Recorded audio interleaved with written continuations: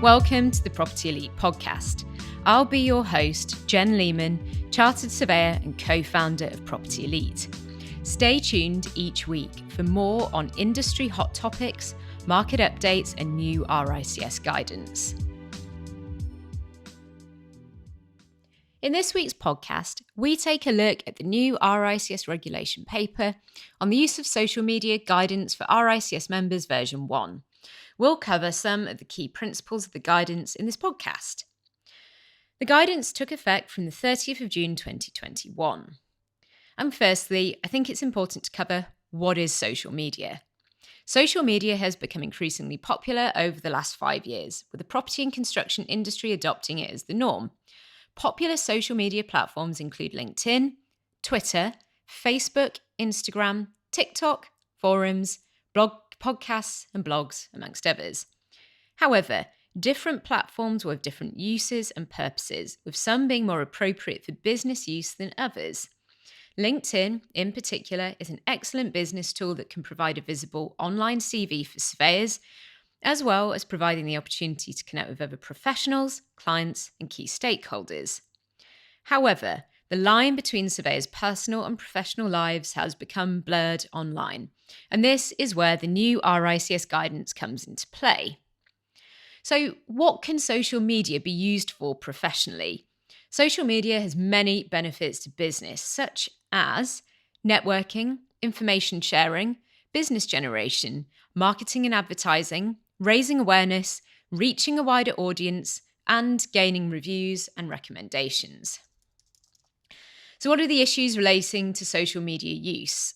The blurred professional and personal use of social media means that surveyors need to be aware of how they conduct themselves online. This has been highlighted recently in a racism case relating to a commercial building manager. The RICS professional and ethical standards require members to promote trust in the profession and to treat others with respect. This applies to our online presence and communications, not just face-to-face or traditional media, such as emails, letters, and meetings.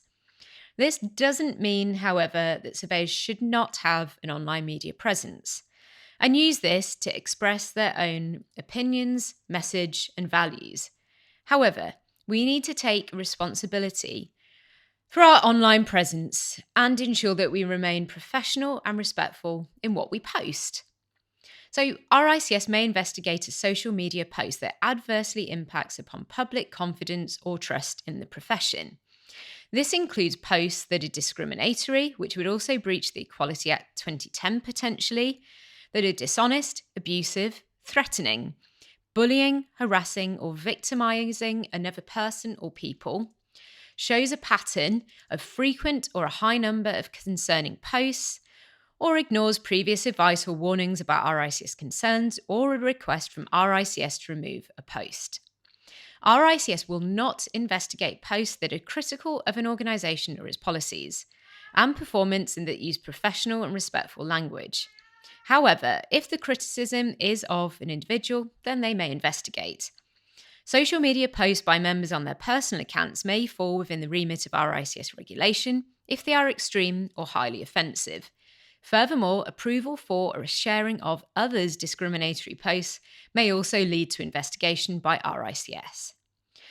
And finally, following investigation, RICS may take disciplinary action in the most serious of cases. Thanks for listening to the Property Elite podcast this week. Head to our website to check out our full blog, free and paid support resources and services, free consultation for every single RICSAPC and ASOC RICS candidate, and also ask us any questions you have via the website chat blog. See you next week.